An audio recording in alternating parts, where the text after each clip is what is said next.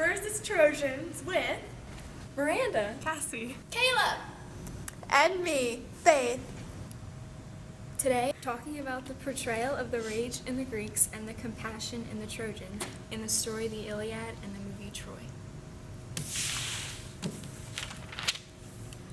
From the beginning of both the Iliad and Troy, it is obvious that their themes are different.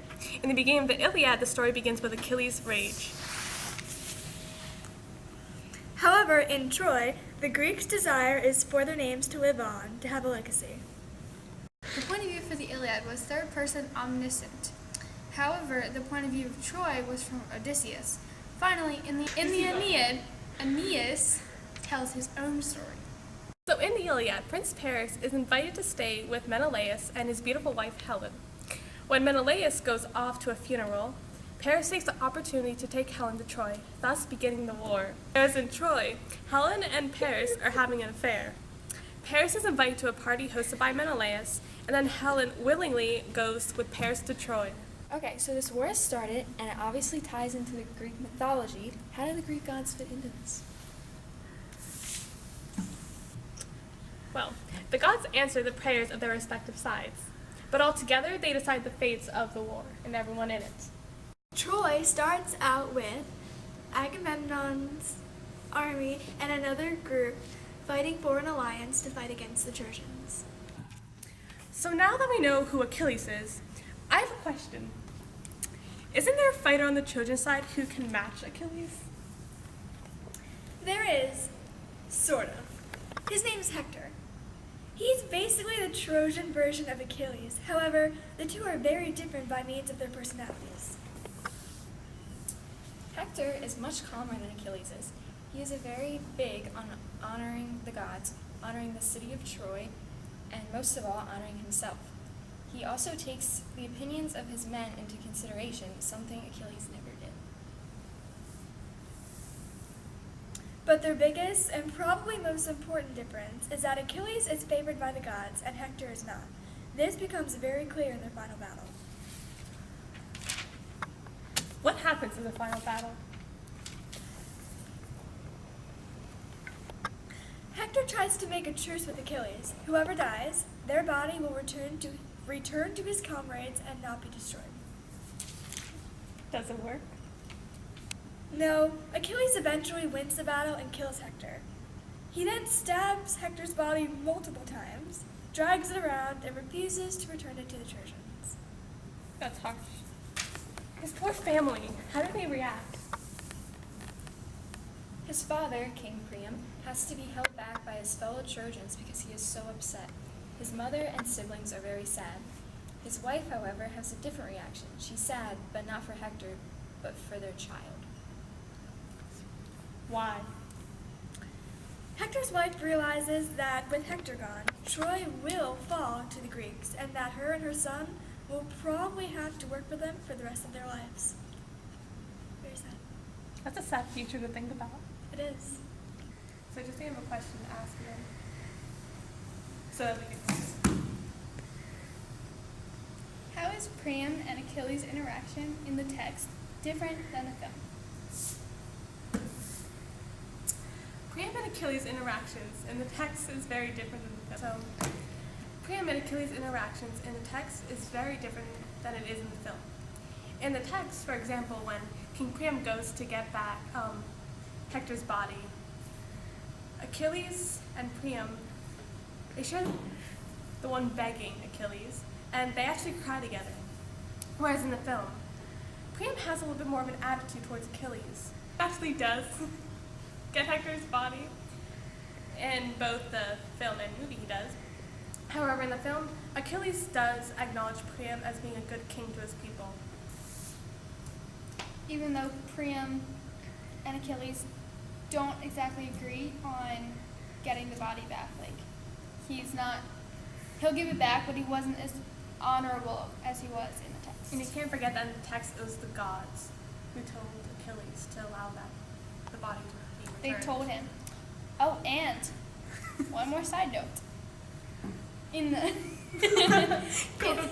in the Iliad, he was being given a ransom of all the gold in Troy. all the gold Priam had, he was giving to Achilles to have the body back. None of that happened in the movie. Why? I don't know. Probably because he had that attitude.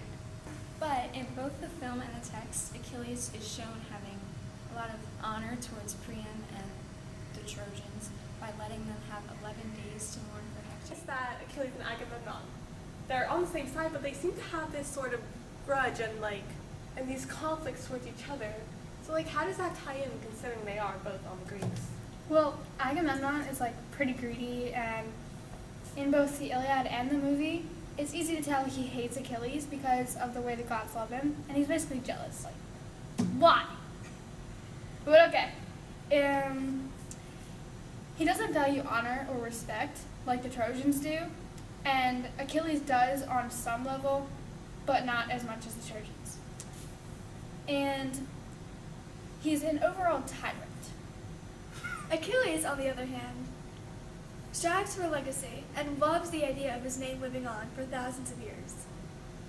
I'd say he was pretty successful in that wish because here we are still talking about him. He may be legendary, but let's not forget how many people he's killed without a second thought.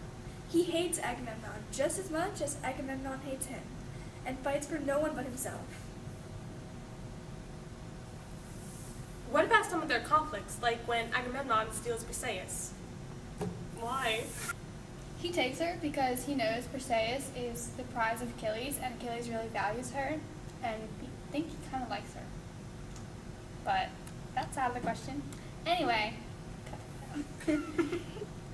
he's basically using Briseis as a bride to get Achilles to fight for him because he knows the only way he'll win is with Achilles. So, either the last battle Agamemnon ever fights. This is his oath.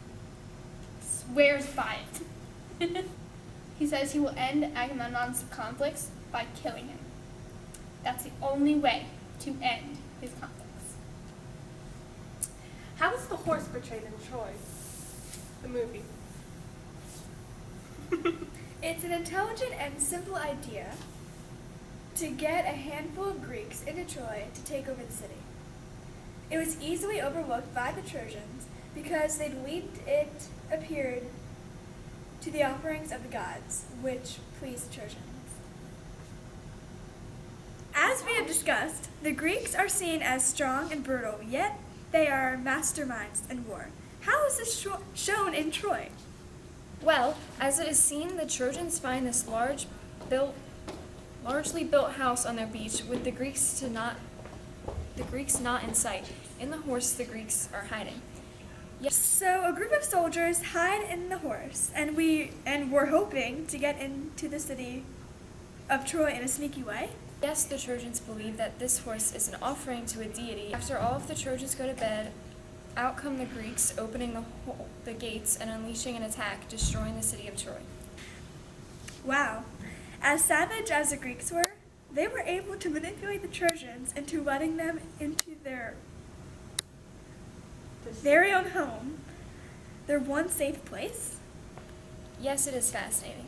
And the AENIED gives us insight in the inside words as well as the stunning visuals from the With the Iliad, Oh, well. Aeneid, and Troy, they're at a different point of view and perspective. They were all told in the third person point of view, whereas the AENIED was told by Aeneas of the Trojans. For perspective, the Iliad was respectively told by the Greeks. If you can't read my handwriting, just tell me, I'll tell you. How did that portray the Greeks as? As we know, the Greeks are all about honor and they are great at war. The text shows how raging and powerful the Greeks were and how that ties to their honors and beliefs. In the Aeneid, it was told in the point of view of the Trojans. How does this perspective show the Trojans in a different light? In the Iliad, we learned how the Trojans were much kinder than the Greeks. They were more compassionate and family-oriented. The Aeneid shows how evil the Greeks are and that the Trojans fall for their tricks because of their kindness and sympathy. Lastly, the movie Troy.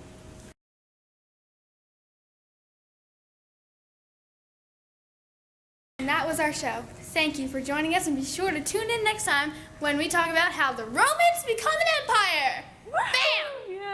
Okay, hurry up. Alright, gotta go.